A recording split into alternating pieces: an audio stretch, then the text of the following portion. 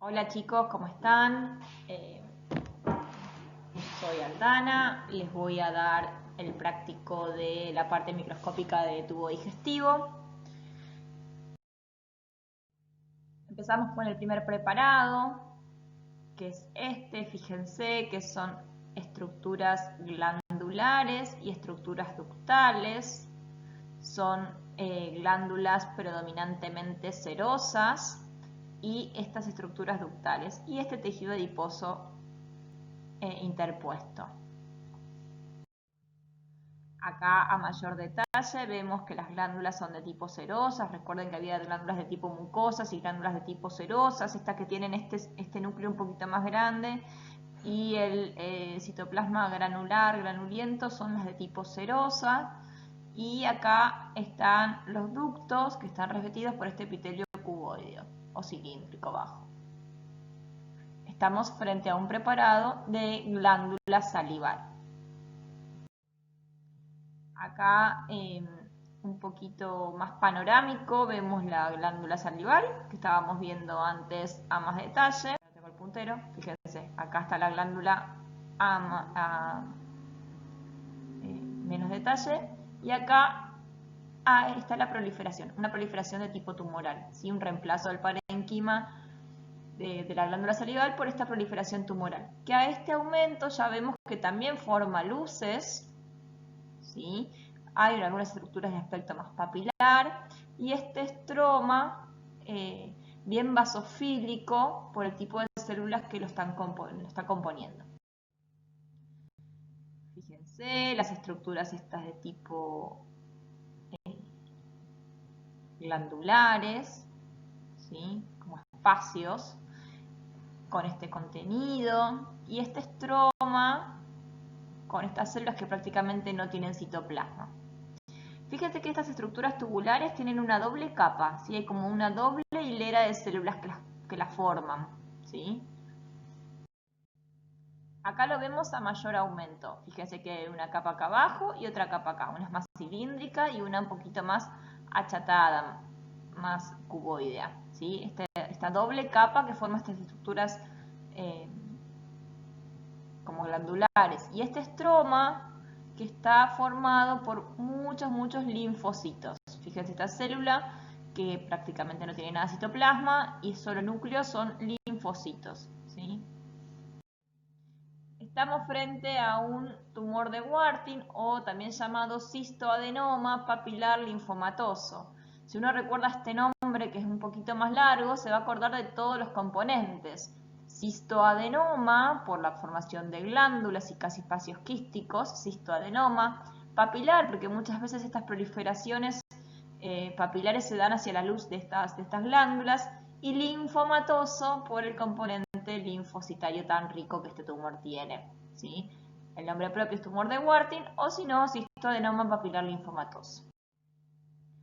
Pasamos al segundo preparado. En este caso estamos también frente a un órgano que es glandular, que también tiene ductos, pero que las glándulas son predominantemente de tipo mucosas, ¿sí? Normalmente la glándula más de tipo serosa es la parótida y estas son las glándulas salivales menores que son más de tipo mucosa. Fíjense que el núcleo está achatado, pegado contra la membrana basal y el citoplasma es bien clarito.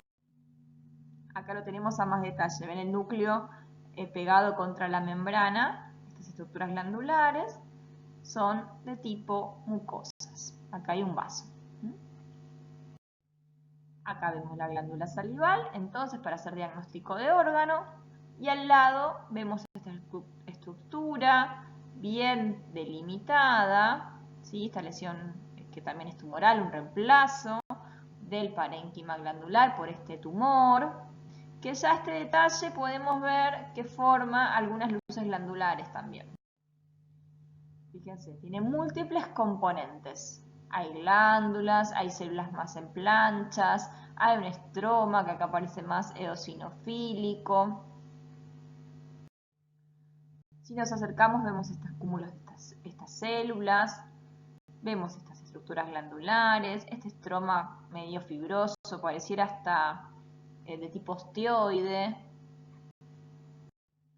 Acá este estroma tan típico, que es un estroma de tipo mixoide, bien laxo, estas planchas de células que parecen tipo mioepiteliales se denominan, porque provienen también de la célula mioepitelial de la glándula salival, y estas estructuras ductales como glandulares. Es un tumor que tiene muchos componentes y que carece de malignidad. Las células son sumamente tranquilas. Fíjense acá la presencia de calcificaciones, este estroma eosinofílico también medio ostioide, por sectores un poquito más cartilaginoso, acá más mixoide, los ductos y las planchas de estas células muy tranquilas. Acá está, esto es bien ostioide, ¿sí? Fíjense los ductos, estas células más sueltas, otras células formando ductos, múltiples componentes en una proliferación benigna. A más detalles, fíjense que las células no tienen ni anisocariosis, ni anisocitosis, ni todas las características de malignidad que conocemos. Son células de una citología blanda, tranquila. Más cerquita este estroma, que puede ser condroide o ostioide. Acá tiene un aspecto más ostioide, como si fuera de hueso. Estamos frente a un preparado entonces de adenoma pleomorfo. Recuerden que es el tumor benigno más frecuente de las glándulas salivales. Seguimos por el tubo digestivo. En este preparado vemos acá un epitelio pavimentoso que no es queratinizante. Y acá estructuras glandulares en criptas, no hay vellosidades, sino que son solo criptas de células de tipo mucosas. Entonces estamos cerquita de la unión gastroesofágica, ¿sí? Recuerden que el epitelio de revestimiento del esófago es plano estratificado, no queratinizante, a diferencia de lo que veíamos cuando estábamos en primer año, los preparados histológicos de la facultad, que muchas veces nos mostraban preparados de rata, y por eso veíamos queratina en el esófago, pero el esófago del ser humano no tiene queratina por el tipo de alimentación. Entonces estamos cerquita de la unión gastroesofágica. Fíjense, acá está este epitelio, plano estratificado, no queratinizante, que corresponde a esófago. Y acá vemos algunas glándulas, ¿sí? Ya no sé si a este detalle pueden ver que dentro de estas glándulas hay algunas células mucosas de tipo caliciformes. Acá se ven perfectamente las células caliciformes, ¿sí? Hay un reemplazo de un epitelio maduro por otro epitelio maduro. Esto se denomina metaplasia, ¿sí? Porque este epitelio no es normal para un esófago. Es un epitelio de tipo intestinal, porque fíjense que aparecen células de tipo caliciformes. Acá las vemos a mayor detalle, las células caliciformes o con esta forma de copa, tienen esta bocha de moco. Y no hay displasia en este caso, el epitelio no tiene características de displasia. Si yo quiero poner en evidencia estas células mucosas, tengo que hacer una técnica especial que se llama Alcian Blue. Acá vemos cómo se ven las células caliciformes con técnicas de Alcian Blue. ¿Sí? Estamos frente a un esófago de Barrett, ¿sí? Es una metaplasia del epitelio pavimentoso hacia un epitelio glandular. ¿Por qué sucede? Porque el epitelio glandular resiste mejor el ácido gástrico, por eso el epitelio pavimentoso se metaplasia hacia un epitelio de tipo intestinal. El epitelio pavimentoso está diseñado para soportar trauma, roce, pero el epitelio cilíndrico y con estas células caliciformes soporta mejor los ácidos. Por eso el tercio inferior del epitelio esofágico ante pacientes que tienen reflujo, algún tipo de incompetencia del esfínter, y por eso está expuesto el esófago al pH ácido del estómago, el epitelio se metaplasia. Lo que hay que evaluar en estos pacientes es el grado de displasia. Si esta metaplasia además está acompañada de cambios celulares a nivel del núcleo, de la ubicación del núcleo y demás, ya es un paciente que hay que seguir más de cerca porque esto puede evolucionar hacia un adenocarcinoma. Recuerden que por el tipo de epitelio, el tumor más frecuente en los 2/3 superiores del esófago es el carcinoma epidermoide, pero debido a esta metaplasia, el tumor más frecuente del tercio inferior del esófago es el adenocarcinoma. Entonces, este preparado se trata de un esófago de Barrett. Seguimos con otro preparado, también vemos el epitelio de revestimiento que es de tipo plano estratificado, no queratinizante o pavimentoso. Y aquí vemos un reemplazo de este epitelio por esta proliferación que compromete las partes más profundas. Si nos acercamos a ver esta proliferación celular, vemos que forma nidos, no hay glándulas, sino que hay nidos cohesivos que infiltran el estroma. Fíjense las características de estos nidos, fíjense que hay núcleos más hipercromáticos, otros núcleos más grandes, otros núcleos que son vesiculosos. Y acá vemos la formación de queratina de tipo individual, es una célula como disqueratósica, queratinizó ahí solita. ¿Sí? Fíjense, estos núcleos son un poquito más bizarros, diferentes formas en los citoplasmas, diferentes tamaños, diferentes formas en los núcleos.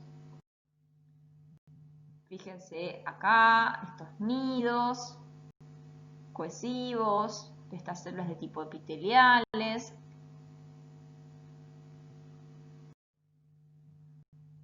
Acá lo mismo, nidos de células epiteliales cohesivas, con todas las características de malignidad citológica que ustedes ya conocen. Y vemos que en sectores, en el centro de estos nidos, está la formación de queratina, ¿sí? De perlas córneas, en esta forma así de perla córnea o queratinizaciones un poquito más individuales. Pero esto nos da la idea de que estamos frente a un carcinoma epidermoide bien diferenciado. Si forma queratina es bien diferenciado. Fíjense qué bizarros estos núcleos, qué grandes. ¿Sí? Acá pareciera que estuviera alguno haciendo una mitosis. Entonces, este preparado es un carcinoma epidermoide de esófago. Seguimos bajando por el tubo digestivo y quería recordarles la composición del tubo digestivo. En el tubo digestivo encontramos una mucosa que está formada por un epitelio, una lámina propia y una muscular de la mucosa. Luego está la submucosa, la muscular y la serosa. Por supuesto que con el tipo de epitelio vamos a hacer el diagnóstico de órgano. ¿Sí? Recuerden que el estómago tiene criptas, las glándulas son en forma de criptas hacia abajo, y tiene glándulas complejas, tiene predominantemente glándulas mucinosas, y además depende la localización, de donde sea la biopsia, donde tomemos la muestra del estómago, vamos a encontrar las células parietales y principales. Luego, en el intestino delgado encontramos criptas y vellosidades, como si fueran dedos de guante hacia arriba.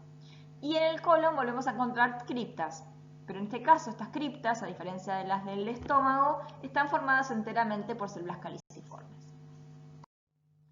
Entonces, habiendo dicho esto, fíjense acá encontramos una mucosa con su lámina propia, su epitelio y su muscular de la mucosa, la submucosa y la muscular. Acá encontramos que se trata de criptas, no hay vellosidades, sino que hay criptas. Fíjense que el borde de la biopsia es liso, lo podría dibujar, ¿sí? Entonces encontramos las criptas, con glándulas, parecieran en su mayoría a este aumento de tipo mucosas. Estamos frente a un preparado de estómago. Si la biopsia, por ejemplo, fue tomada del antro, las glándulas van a ser enteramente mucosas. Fíjense, acá están las glándulas mucosas, la muscular de la mucosa, el músculo del estómago, y fíjense acá.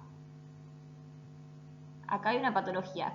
Piensen que este preparado viene por acá y sigue. Sigue, pega la vuelta y esto también es superficie. ¿Qué encontramos? Acá está la mucosa del estómago, hay mucho infiltrado inflamatorio y este esta mucosa pegó la vuelta y por acá encontramos fibrina, células inflamatorias y vasos. Acá hay una pérdida de la mucosa. Fíjense, acá está la fibrina con células inflamatorias, detritus celulares, algunos vasitos, ¿sí? Acá a más detalle vemos desde la superficie, hay algunos polimorfonucleares y acá estos vasos de neoformación que corresponden a tejido de granulación. Acá el preparado pega la vuelta, acá tenemos la mucosa normal y acá esta zona ulcerada, porque hay pérdida de la mucosa, con estas capas, ¿sí? Estas capas van a depender del tiempo de evolución que tenga esta lesión, que es una úlcera. Recuerden que la úlcera gástrica tiene 4 capas, desde superficial hacia profundo encontramos restos fibrinosos y necróticos, infiltrado inflamatorio que predomina los polimorfonucleares, un tejido de granulación que está formado por estos vasos de neoformación, fibroblastos y demás, y la fibrosis.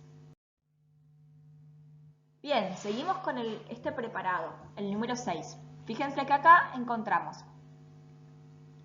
vellosidades y criptas, ¿sí? Vellosidades y criptas. ¿Qué parte del tubo digestivo dijimos que tiene vellosidades? Y criptas, el intestino delgado. Fíjense, si uno corta una vellosidad de través, encuentra la lámina propia dentro y el epitelio de revestimiento por fuera. A diferencia que si cortamos una cripta de través, encontramos nada en el centro y el epitelio a la vuelta. Además de tener criptas y vellosidades, esta parte del tubo digestivo, que además tiene obviamente células caliciformes intercaladas, tiene aquí abajo estas glándulas que son las glándulas de Brunner. Por lo tanto, estamos frente a un preparado de intestino delgado. Y fíjense lo que le pasó. Acá encontramos el intestino delgado con las glándulas de Brunner y acá encontramos un reemplazo del epitelio y del estroma por estas células que infiltran, ¿no? Comprometen todo el espesor de acá de la tela.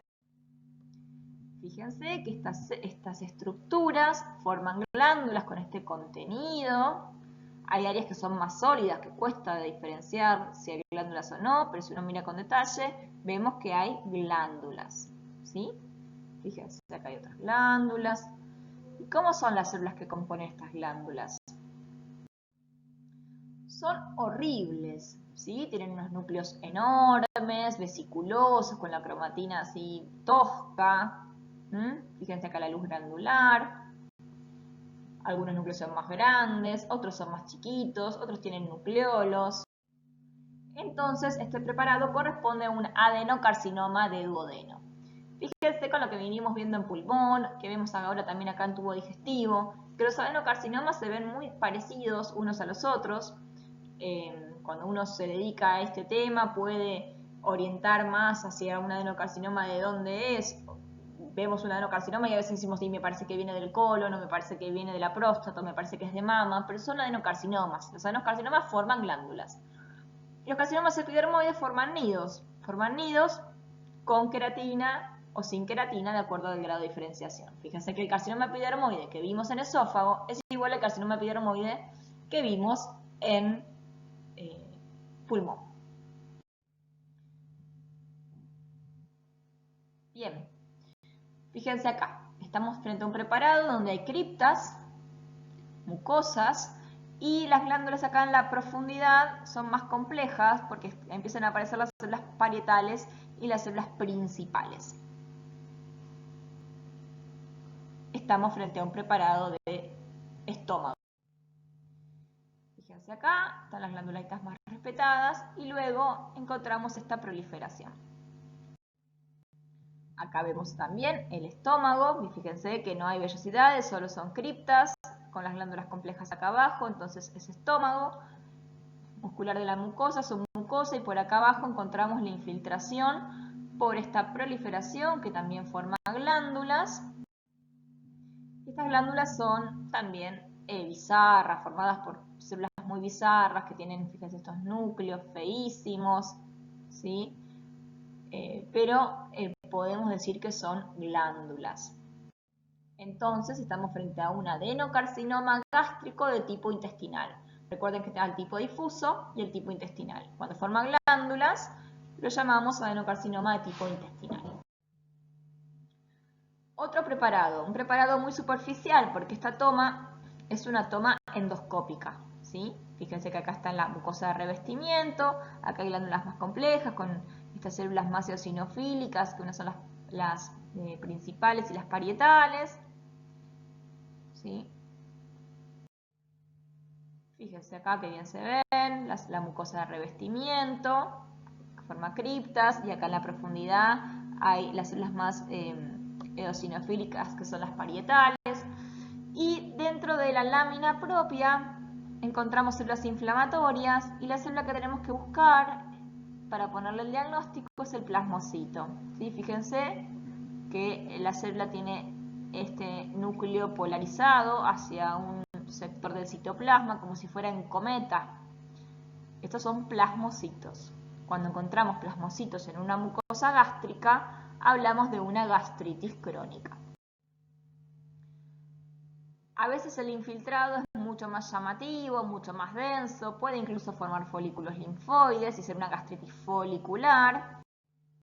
Y lo que buscamos también en este tipo de biopsia es ver si hay polimorfonucleares que están metidos en el epitelio de las glándulas para diagnosticar esta gastritis como reagudizada o como gastritis activa. Como les dije, los linfocitos pueden formar acúmulos linfoides o verdaderos folículos linfoides con centros germinales y todo. Cuando las células tienen mucha cromatina condensada y poco citoplasma, a veces sucede este fenómeno que se llama crashing, ¿sí? Que el linfocito como que se estruja y se ve así, no se ve bien redondito, sino que se ve así. Pero cuando vemos esto sabemos que son linfocitos. ¿Qué técnica le pedimos a las mucosas gástricas? Técnicas de Giemsa. ¿Para qué? Para poner en evidencia estos bacilos, ¿sí?, que descansan sobre el moco superficial y que se llaman Helicobacter pylori, para ver si encontramos el responsable de la gastritis de la persona, ¿no?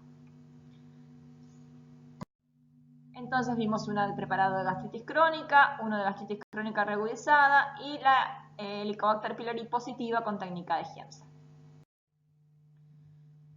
Siguiente preparado, seguimos bajando. Fíjense acá. Hay criptas formadas por células de tipo caliciformes, ¿sí? Si yo corto una cripta de Través, lo veo así. Esta es una cripta cortada de Través. Esta es la zona normal del preparado. Fíjense la disposición de esta lesión, ¿sí? Imagínense esto protruido hacia la luz de un órgano, ¿sí? Es una estructura de tipo polipoide. Un pólipo es una estructura que protruye hacia la luz de un órgano. Histológicamente los pólipos tienen un eje, un centro conectivo con vasos vascularizado y están revestidos por un epitelio. Ese es el concepto histológico de pólipo. Eje conectivo vascularizado revestido por un epitelio. Los pólipos, acuérdense que pueden ser sésiles o pediculados. Entonces, teniendo en cuenta que estamos ante un preparado de tubo digestivo en el cual la mucosa de revestimiento es de tipo cripta con células caliciformes, estamos frente a un preparado de colon. Y lo que vemos es que hay una estructura de tipo polipoide porque tiene un eje conectivo vascularizado y vemos que este epitelio que reviste el pólipo es distinto a este. Ya a este aumento nos damos cuenta que hay una diferencia, ¿sí? Acá hay menos secreción mucosa y veo más los núcleos. Fíjense acá. Fíjense cómo los núcleos, en vez de estar pegaditos a la membrana basal, se empiezan a desplazar, ¿sí? Entonces se empieza a perder esa claridad de las células. Si bien uno las ve y la vacuola de moco sigue estando, hay lo que se llama una displasia, ¿sí? Displasia significa trastorno en la maduración. Hay un trastorno en la maduración de estos núcleos. En vez de estar pegaditos a la membrana basal, empiezan a pseudoestratificarse. No es que es un epitelio estratificado, sino que los núcleos están a diferentes niveles y dan un aspecto de estratificación. Fíjense acá, esto es lo normal del colon, que el núcleo esté pegado a la membrana basal y la célula esté llena de moco, y esta es la parte del pólipo. Para definir a un pólipo en colon, tiene que haber displasia, ¿sí? Tienen que estar estos núcleos pseudoestratificados. Esta displasia se grada en diferentes grados. Displasia de bajo grado, displasia de alto grado, hasta el carcinoma in situ. Y como estas estructuras siguen siendo en forma de criptas o túbulos, fíjense acá, la vacuola de moco sigue estando preservada, eso habla de que la displasia es de bajo grado, pero fíjense cómo los núcleos parecen estar a diferentes niveles, como pseudoestratificados. Mayor estratificación, pero sigue estando ahí la vacuola de moco, no hay atipía. Entonces, como les decía, las estructuras siguen siendo tubulares, tubitos. Estamos frente a un adenoma tubular de colon con displasia de bajo grado. Pasamos a otro preparado, fíjense. También hay un eje conectivo, fibroconectivo, vascularizado con grandes vasos, revestidos por un epitelio. En este caso el epitelio forma tubos como el que vimos antes, que yo podía en el adenoma tubular ver el margen de la lesión perfectito, derechito. No, en este caso forma como si fueran pelos, como si fueran vellosidades, como si fueran dedos de guante. ¿Sí? Fíjense la estructura en forma de vellosidades. El eje conectivo vascularizado y estas vellosidades, que también tienen como su propio eje cada vellosidad y el epitelio de revestimiento. También estamos frente a un colon, era difícil encontrar en este preparado una parte de epitelio normal, pero fíjense que encuentran las células caliciformes por acá. Y también hay una displasia, ¿sí? Hay una displasia, hay una alteración en la maduración de los núcleos. Los núcleos no están pegaditos a la membrana basal, sino que se pseudoestratifican. Se sigue preservando la mucosecreción porque estamos frente a una displasia de bajo grado. Y el diagnóstico es adenoma velloso de colon con displasia de bajo grado. Si uno los ve puesto en el colon, estos adenomas tienen este aspecto velloso también macroscópicamente, ¿sí? Y estos, los vellosos, son los que más progresan a adenocarcinoma. Vemos otro preparado. Acá estamos también frente a una parte del tubo digestivo que está formada por criptas con células caliciformes, por lo tanto seguimos en colon y vemos esta proliferación glandular atípica. Fíjense, acá viene el colon y acá está esta proliferación glandular que cumple con todos los criterios de malignidad que nosotros conocemos. Fíjense, esta necrosis que aparece adentro de las glándulas es muy característica del adenocarcinoma de colon. Acá vemos de nuevo esta necrosis sucia adentro de la glándula. Las características citológicas de las células que forman estas glándulas son bien feas, bien atípicas. Estamos frente a un adenocarcinoma de colon. El adenocarcinoma de colon tenemos que informar la localización, cuánto la circunferencia ocupa, el tamaño tumoral, hasta dónde infiltra, la presencia de infiltración vascular, de la infiltración linfática, el estado de los ganglios, ¿sí? Es una patología de muy alta prevalencia. El último preparado es este, que me hubiera gustado mostrarles el vidrio para que vean que es una parte del tubo digestivo que entra perfectamente adentro de un vidrio en su corte transversal. ¿Sí? También estamos, fíjense, acá está la glándula, es una cripta, acá está la serosa, y bueno, en este caso está totalmente comprometida su pared, y acá en la luz del órgano encontramos restos fecales y alimenticios. Fíjense acá que vemos las criptas, esto se trata de un colon, ¿sí? Está muy reactivo el epitelio, se trata, perdón, de una parte del colon, está muy reactivo el epitelio. Se trata de una apéndice secal. Fíjense el infiltrado inflamatorio que tiene y las zonas de hemorragia. Acá vemos toda la pared del apéndice, esta sería la luz, con los restos fecales o fecalitos que llamamos a veces, cuando encontramos esas bolitas duras que obstruyen la luz del apéndice y que son el primer paso de esta patología. Las glándulas, la mucosa, y acá en la muscular encontramos el infiltrado inflamatorio de tipo polimorfonuclear. Para ponerle el rótulo de apendicitis a un apéndice tenemos que ver los polimorfonucleares dentro de la capa muscular. Fíjense bien cómo se ven los polimorfonucleares dentro de la capa muscular. Si los veo abajo de la mucosa no me alcanza. Y también lo que tengo que ver es si está comprometida o no la serosa. Si está comprometida la serosa lo informamos como periapendicitis, que sería una peritonitis focalizada, pero como yo como patólogo tengo que informar lo que veo, no puedo decir que el paciente tiene una peritonitis, porque yo no le estoy evaluando todo el peritoneo, estoy evaluando el peritoneo del apéndice, entonces se informa como apendicitis con periapendicitis. La apendicitis la podemos clasificar como apendicitis aguda secas, flegmonosa cuando hay mucho acúmulo de polimorfonucleares tipo un flegmón, o gangrenosa cuando ya no puedo diferenciar las capas del apéndice. Fíjense en este otro preparado, ven como toda la luz del órgano entró en este campo. Fíjense los folículos linfoides que son normales en el colon, tipo en las placas de Peyer. En este caso están muy grandes, ¿sí? Seguramente se trata de un paciente muy jovencito, un niño quizás. Están con los centros germinales prominentes. Y fíjense lo que hay dentro de la luz del apéndice. ¿Qué les parece que puede ser esto?